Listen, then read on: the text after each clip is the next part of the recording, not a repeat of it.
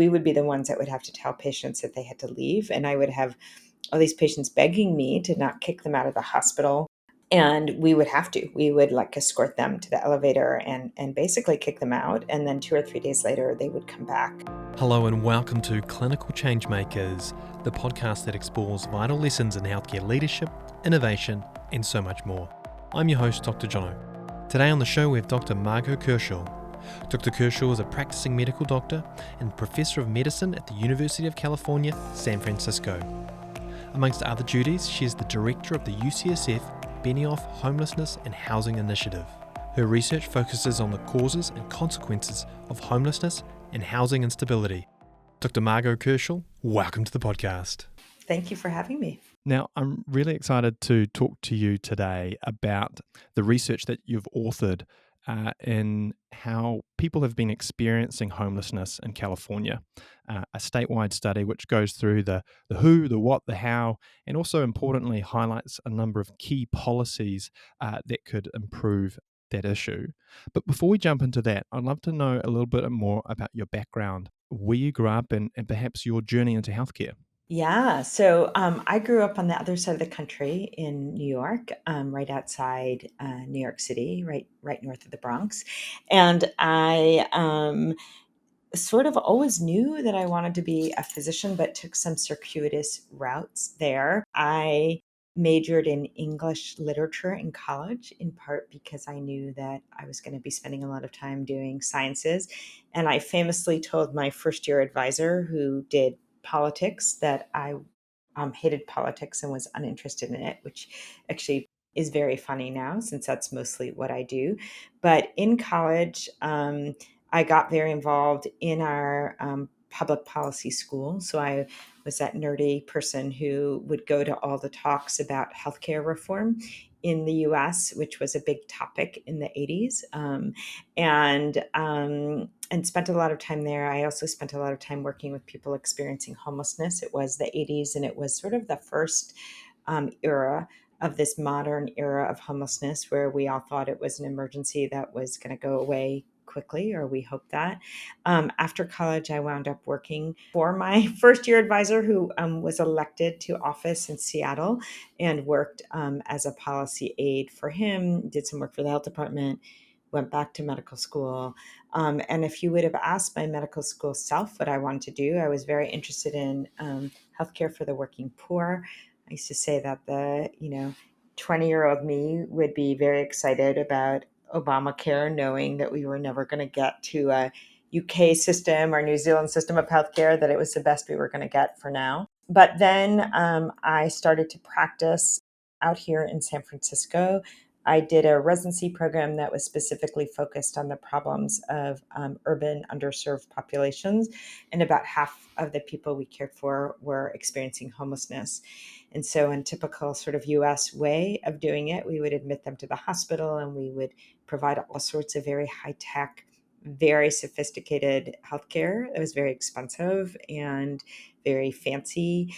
And then we would literally discharge them to the streets. And as a house staff, as a resident physician, which is what you do after medical school here in the US, we would be the ones that would have to tell patients that they had to leave. And I would have all these patients begging me to not kick them out of the hospital.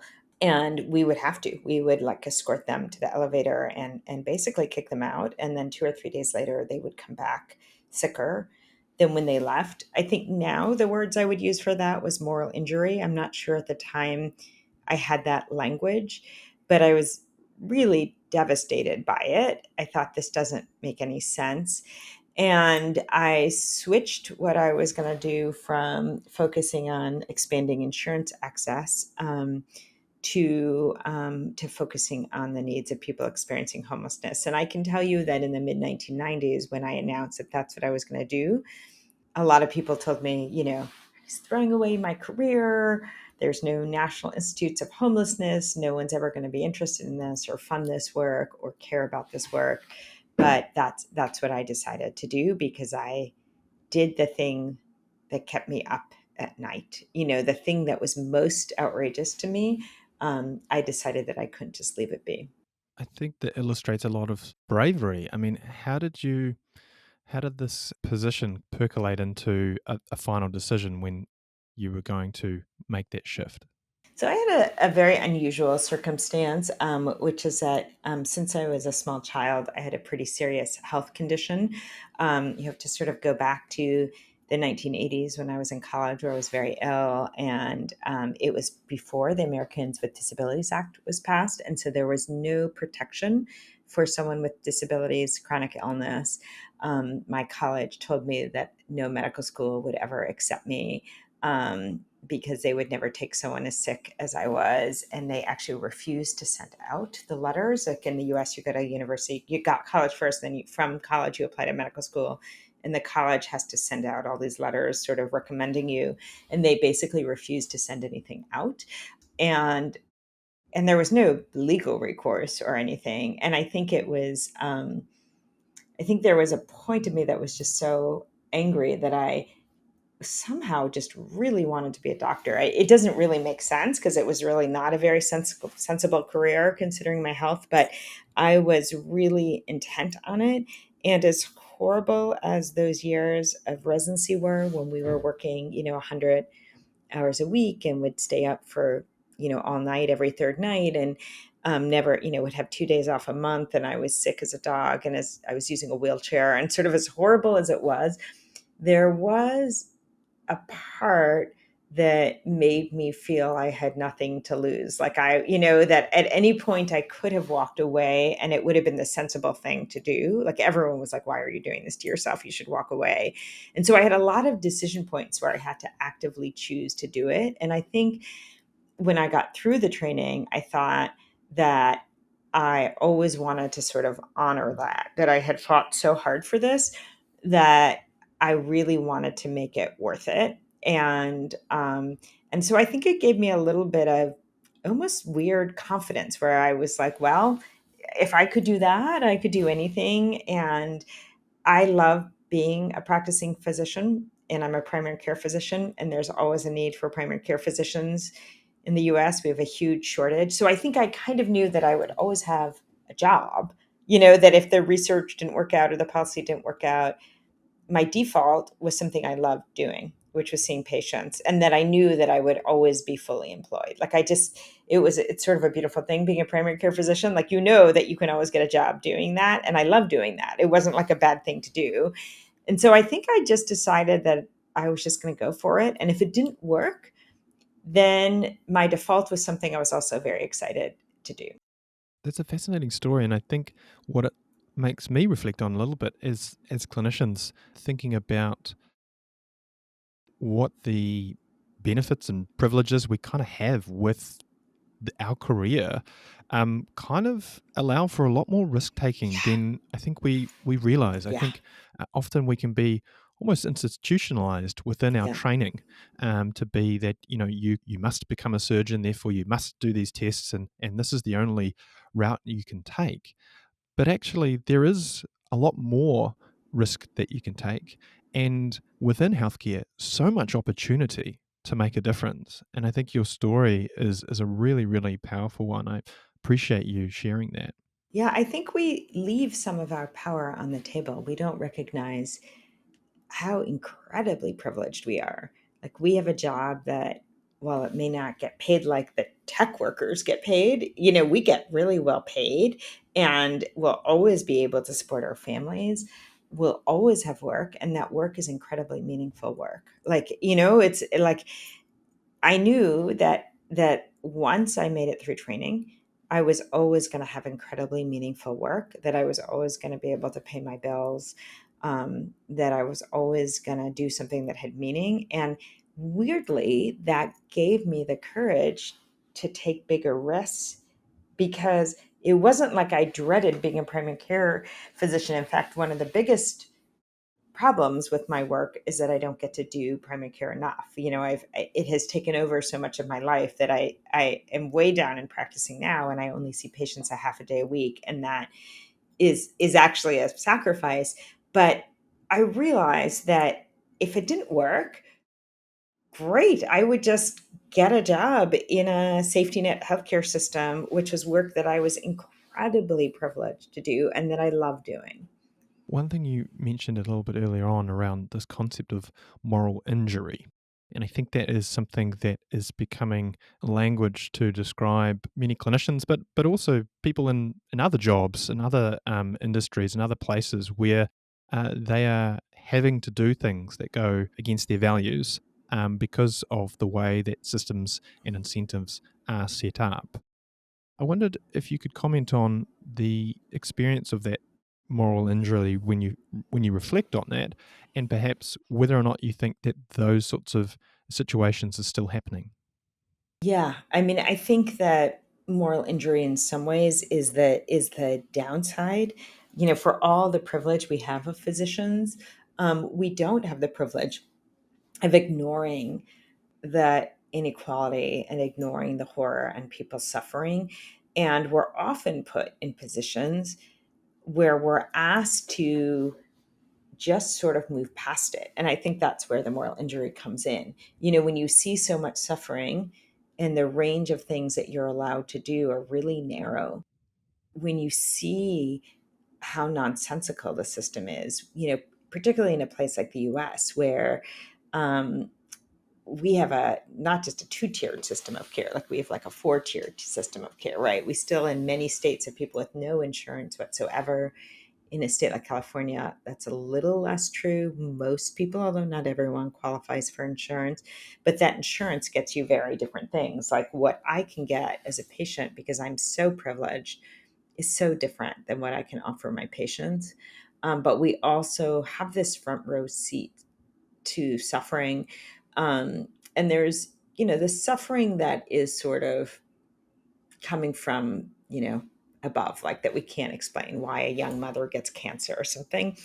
That brings about a lot of grief.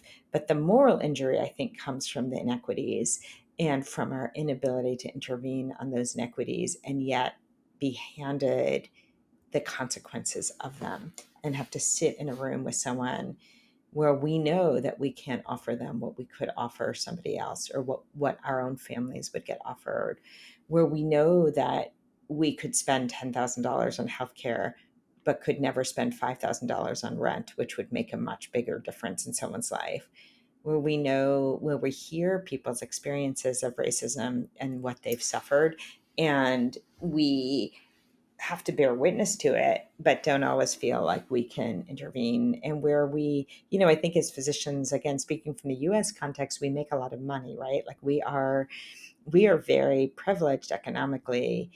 And yet, if you work particularly in safety net healthcare, none of your patients are. Um, there's just so many problems. And I think that what a lot of people call burnout, I don't think it's actually the workload. Physicians that I know are happy to work hard, like they love their work, and it's hard because, again, like in the US, there's no childcare and there's like all these problems. But basically, I think the real source of what we call burnout is actually just uncontrolled moral injury that just wears you down. Yeah, I'm nodding to that because I completely agree, and I think also in some sense the hardening of some clinicians' approach to healthcare, perhaps as a defensive mechanism Yeah, from being injured for so long that yeah, that the experience has been such that you want to shut it out, and so maybe you move away from it, or you practice in a way yeah. that tries to shelter you from consistently being inflicted by those types of scenarios.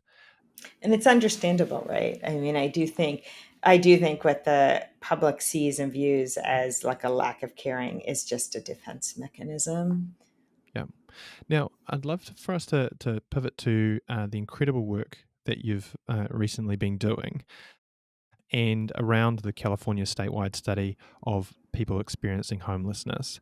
Now, the first thing I wanted to comment was a quote that I really liked as kind of framing this conversation, which was homelessness is an experience that people have, not a statement of who they are.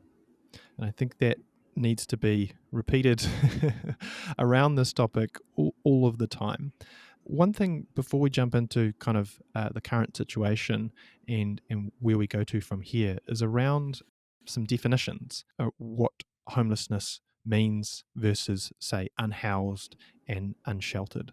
Yeah, I think, homelessness um, has this very technical definition in the US of meeting certain criteria, not having a regular place to stay, and something like an emergency homeless shelter counts as that.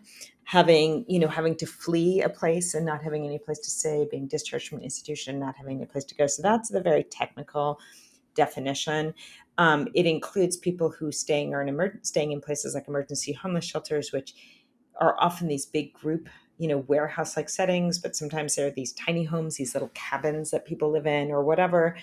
But it also includes people living in their vehicles, which is increasingly common, or people living outside. In California, about two-thirds of everyone, about three-quarters of adults, are living what's called unsheltered. So unsheltered includes people living in their cars. Living in like RVs counts as unsheltered if you're not hooked up and you don't have tenancy rights, or living outside. But people living in group homeless shelters or in those tiny home cabins are also homeless.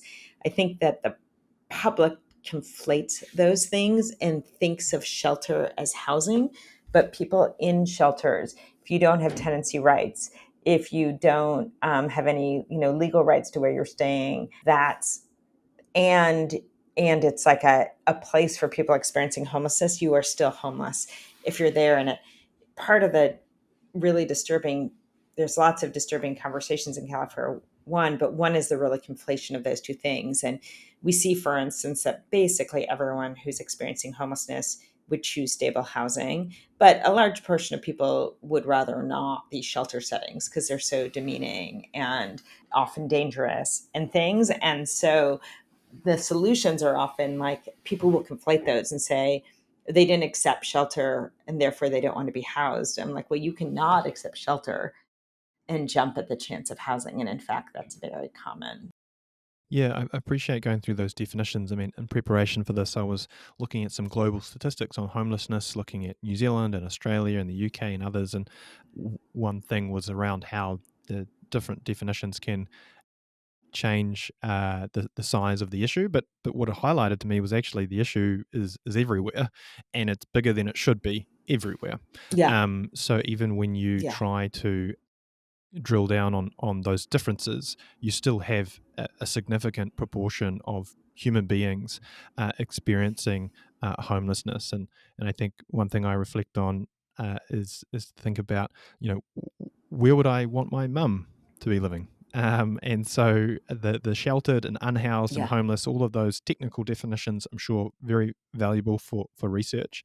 I think if you just took it to a really basic level and thought about your own family member or loved one, would Right. they be happy and thriving in one of these sorts of places? If the answer is no, then that is an issue that needs to be addressed. Right. Now, sometimes we talk about this as how it impacts or costs society, and I wondered if you could comment on that framing of how we kind of understand the size of this impact. Yeah, I mean, obviously, the people who are most impacted, obviously, are those experiencing homelessness, and the impacts for them are just incalculably horrible. But it impacts everybody. Like in San Francisco right now, there's a lot of distress around the homelessness that is really from the gaze of people who are housed. So a lot of the framing is around people who are housed, and that's sometimes where you get to that idea of we should just put everyone in shelter because that solves the problem in a lot of ways, out of sight, out of mind for people who are housed.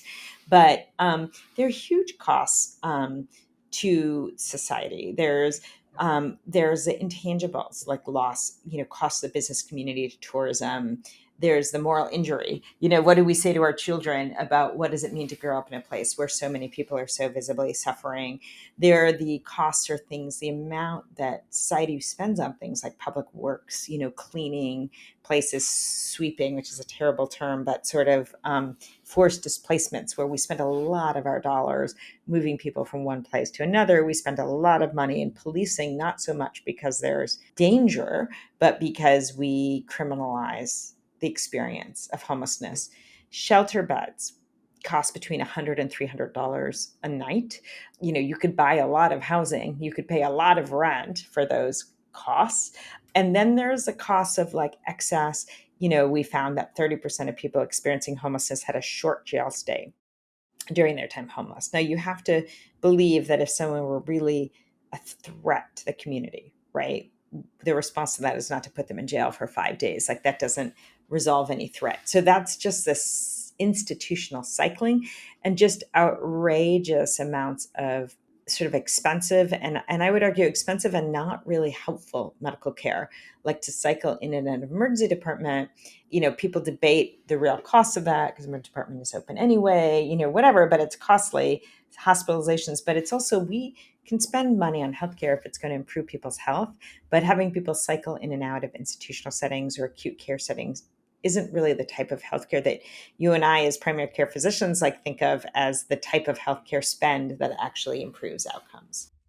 Yeah, I'm really glad you talked about the expense, because I think a way to understand this is we are all paying for this in some way, Yes. whether or not we like it or not. So our tax dollars, how we fund local community projects, all of these sorts of things, we are paying for it in one way or another. So, wouldn't we just rather the most effective, efficient, Yeah. sustainable, long term type of investment, as opposed to some of these point solutions Right. that, as you say, can be out of sight, out of mind, but never really get to the crux of solving an issue for a bunch of human beings who are brothers, sisters, mums, dads, all of the people in our society that we should be valuing. Absolutely. And I think, there is this dialogue now. I talk to journalists a lot, and every other question I get is like, we're spending so much money, but we're not getting anywhere. And first of all, the way people calculate how we're spending money is a little funny. But the other thing is, it is expensive to manage a crisis, right? It is expensive to manage a crisis, and we can't seem to extricate ourselves in doing the hard work. And don't get me wrong, it's going to be hard work. Like, California right now has 24 units of housing that are available and affordable for every 100 extremely low income households. So we're 1 million units short of housing in our state that very poor people can afford. And so in some ways, the 170-ish thousand people who experience homelessness nightly in our state are really the tip of the iceberg. It's really 1 million households that are at extraordinarily high risk of homelessness, that are doubled and tripled and quadrupled up in really unsafe, unthriving housing. And so what we're doing is we're seeing the tip of the iceberg, and we're spending all of this money in a very ineffective way. It is not going to be easy to get to the real roots of this, but we're not going to get there by having this really harmful, often racist, often dehumanizing dialogue. Like, one of the things we found in this study, which wasn't a surprise, but was really clear, which is that 9 out of 10 people lost their stable housing in California. Higher percentage of people were born in California than Californians overall. It sort of makes sense, right? When you're desperately poor and you lose your housing, you're not going to pick up and spend money that you don't have to move across the country to the most expensive housing market in the country, away from your families and friends and community. Like, it just doesn't even make sense. But this is a very common idea throughout the US. Wherever I go in the US, everyone is convinced that people experiencing homelessness are coming from outside. I think we need to be very, very worried about that thought, because it's really a way to dehumanize people. It's like an old trope, right? Of a way, the first way we dehumanize people is to say they're not like us, they aren't us, they're invaders. The language is very much like similar in some ways to the language of immigrants or refugees. I think it sets the stage for some really terrible behavior. And I would add to that is they're all Americans, right? So Yeah. even if Yeah. it were the case that Right. people are moving, Right. the Right. state borders are a collection of states which all have the same national Right. anthem and same constitution. So Right. Exactly. It's not like when you go from Nevada into California, you show any, like, you just drive by. It is like this ridiculous idea.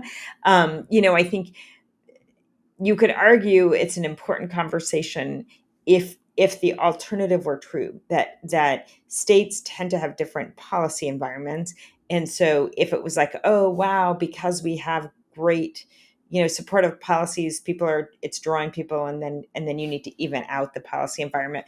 But exactly right. They're all Americans, right? And God forbid they weren't Americans, but like they literally are all Americans. There are no borders for the your non-US audience. Like there are no borders between our states. You just drive by. It means you have it's like driving between cities, really. It's just the same thing. Yeah.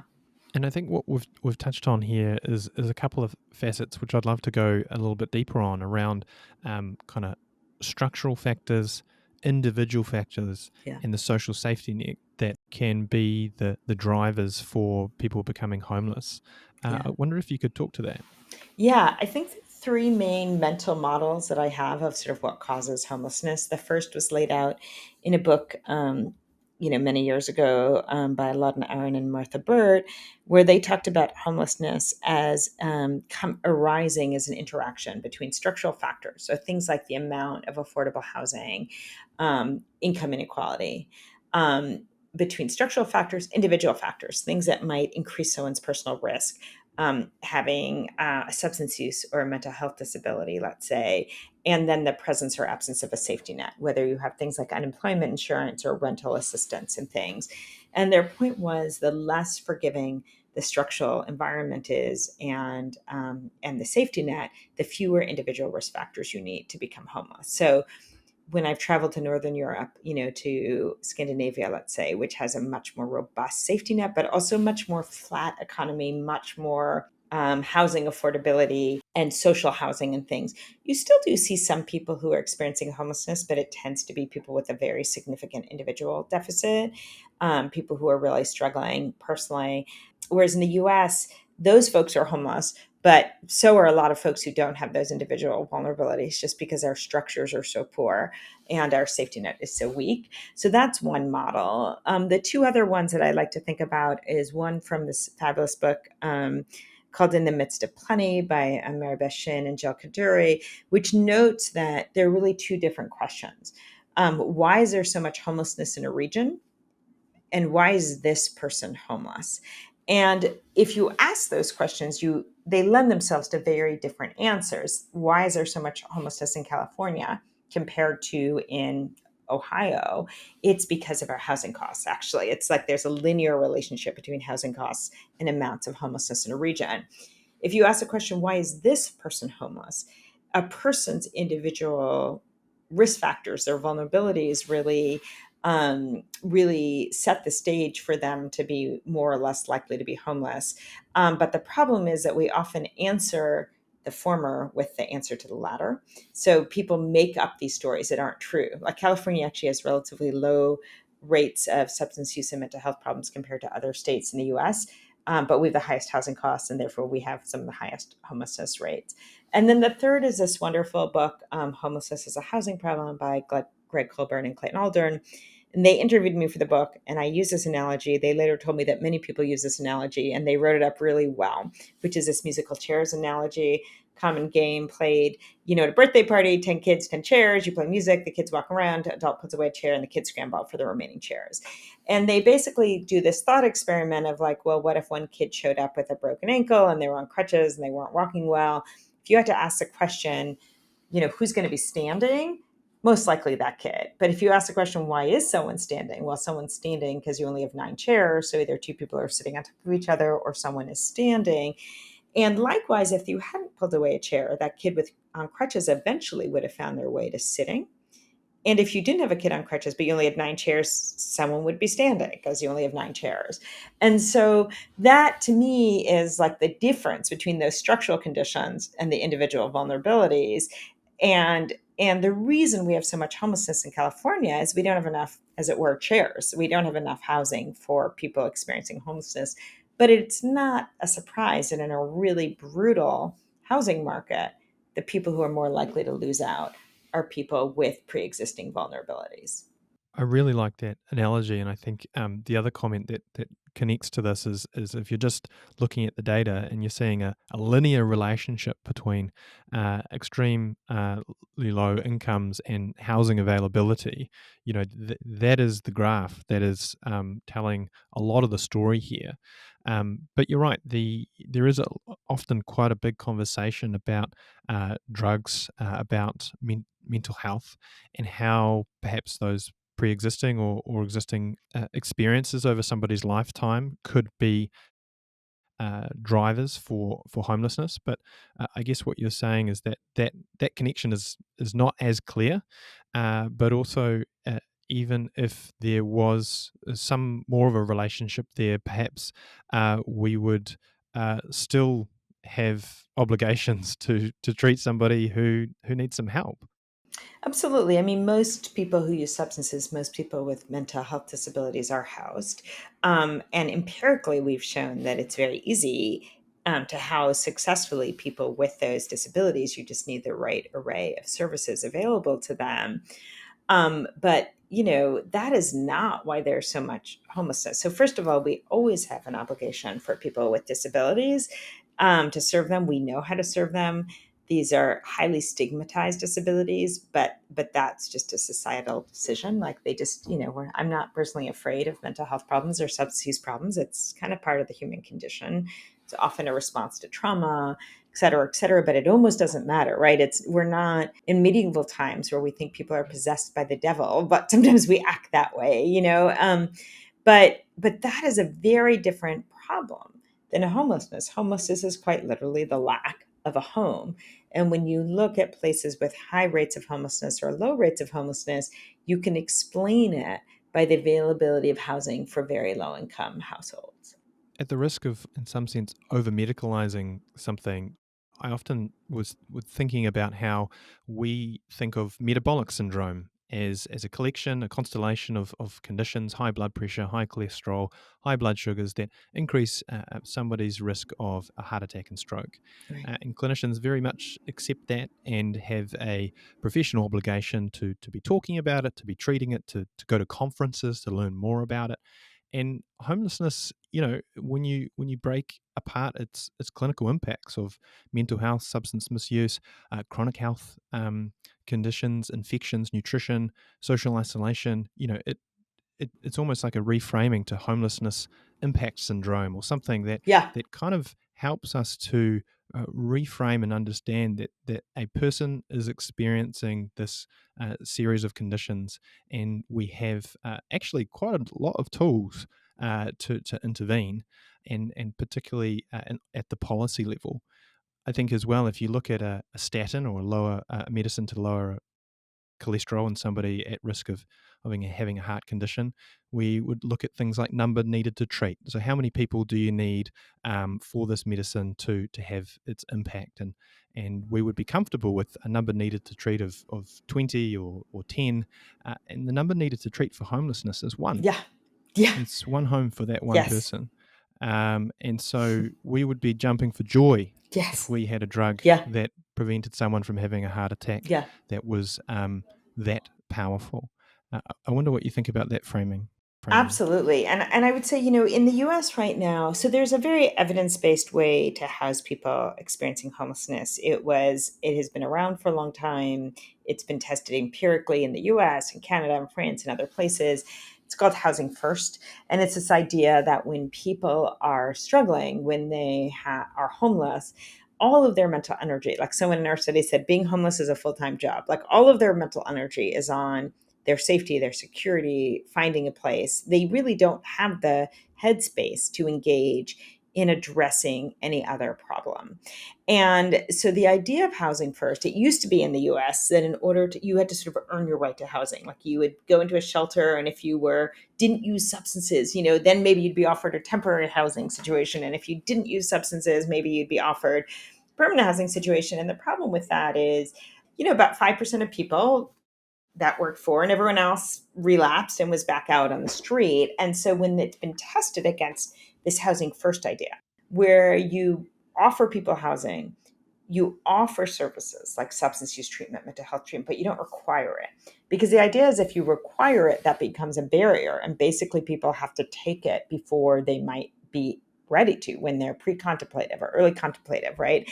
If you offer them housing and then you make those services very available, what has just been shown empirically is that people stay housed, and they take up those services because it turns out, over time, people's lives stabilize and they are in the headspace to address those. There's been a really full blown political, well funded attack on Housing First. Because remember, who is over experiencing homelessness in the US? People of color, people with these stigmatized health conditions, often people of color who have these stigmatized health conditions, right? It's really like picking on people, and blaming them and moving back to a war on drugs or a criminalization of behavior that we see as health related or medical. And it's not at all evidence based. But the empirical evidence that that side uses is, well, we've been doing Housing First, but homelessness is getting worse. Well, homelessness is getting worse because housing costs have risen and we haven't built housing, right? That's why homelessness is getting worse. We know that. And we know that if we offer those services, we do. And so I like to say, we know that statins, let's say, prevent heart attacks in people at risk. If you couldn't push out the statins, if people weren't taking the statins because there weren't enough statins to give out, right? Or they were too expensive, or the docs forgot to prescribe it, and people still had heart attacks, we wouldn't say statins don't work, because in fact, we know statins work. What we would say is, oh, we need to lower the cost of statins. We need to lower the barrier to people getting statins. We need to get people statins. But what's happened in the homelessness sector is we haven't offered the housing. People are homeless because housing costs have gone up or whatever. And they, because of political reasons, don't like Housing First because they see it as rewarding, quote unquote, bad behavior. They're using that as quote unquote proof that Housing First doesn't work. It actually doesn't make any sense when you break it down like that. It's the equivalent of saying statins don't prevent heart attacks for a group of people who were not offering statins. Reflecting on what you've said, thinking about how clinicians have such an important role, not only in the front line and caring for people, but also our role within institutions and then in broader society. And I think at times that third piece, our role in broader society, isn't always emphasized to us, and we sometimes don't know how to direct some of that potential energy. I wondered, what would you say to clinicians who really want to engage with this idea to get behind the policies that you're suggesting, or take some sort of action? What would you encourage clinicians to do? So clinicians have a lot of trust in society. People trust them. They have a voice and they leave that voice on the table. And so it is starting to speak up to using your experiences as a physician or as a clinician, to storytelling. And I would say start small. Like I work with a ton of homelessness and housing advocacy organizations who would love nothing more than to have physicians and nurses and nurse practitioners and the like be on their side, be available to give 2 minutes of testimony at government, events, be willing to write letters to the editor, be willing to show up in a white coat. I never wear a white coat except at things like this. I never wear a white coat to actually see patients, but I sometimes wear it for things like this because it signals to the public that I'm a physician, to show up and speak as a physician, to use the stories. Obviously, we can't tell direct patient stories because that would violate their private, but you can sort of privacy, but you can kind of just abstract stories, use examples, write letters to the editors, speak out, offer to speak out at in the spaces that you're in, whether that's in PTA meetings or churches or, or whatever. Don't feel like you need to go it on your own. There are these advocacy organizations for this issue or any other issue that you care about. Trust me, those organizations would love nothing more than getting a phone call or an email from someone saying, my name is so-and-so, I am a nurse practitioner, I'm a physician, and whatever. This issue really outrages me. How can I help? They will direct you to how to help, but they need your voice. I would say, don't let these stories go unanswered. When you hear people dehumanizing people experiencing homelessness, say, I'm a nurse. Substance use doesn't scare me. I know how to help people who have substance use problems. I'm a physician. Mental health problems don't scare me. They are just part of the human condition. They are an illness. They are a disease script, and we know how to help people. But what I can't do is help people when they're on the street, getting assaulted, getting arrested. I promise you, like, that's how I started. I just started cold calling organizations. It turns out every church wants someone to give a talk. They have like adult education. Like, there were just like a million opportunities to get involved. But what I see is we don't know how to do it. Stand up in your community and use your voice. Like in the US, a big issue is we can't get anything zoned. No one wants to have low income housing next door to them. The people who are in opposition show up at those meetings. They're generally wealthy white homeowners who've got nothing but time on their hands. And the people who are like, I would love to have a diverse neighborhood. I would love to raise my children with diversity. And most importantly, I would love that children who are in school with my kids to not be homeless, Be the person who shows up and says that at that meeting. I'm a homeowner. I'm a renter. I live in this neighborhood. I fully support this housing being built. Talk to your elected officials. Write to your elected officials. Let your voices be heard, because they hear from the people who don't want these things. I think often clinicians, we defer to expertise quite a lot. We're used to referring to a cardiologist or a neurosurgeon or whatever. And so sometimes wading into issues without being the perfect expert can hold us back. But I think what you're saying is that, first of all, you don't need to be an expert. Yeah. Number one. Number two, showing up is the first step. And part of that showing up is listening.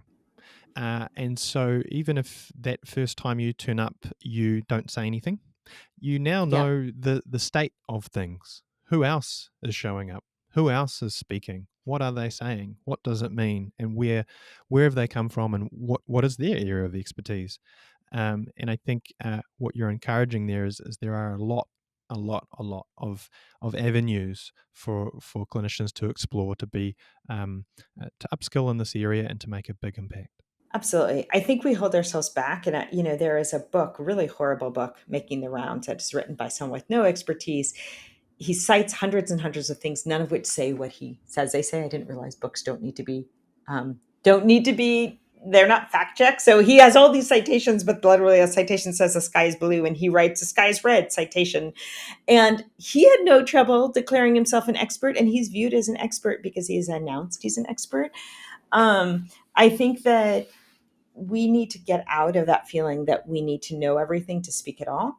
And we need to listen, right? That we aren't experts in everything. And so we can read, we can learn, we can listen to others, we can partner. One of my favorite community activists reminds everyone at every meeting to step up and step back.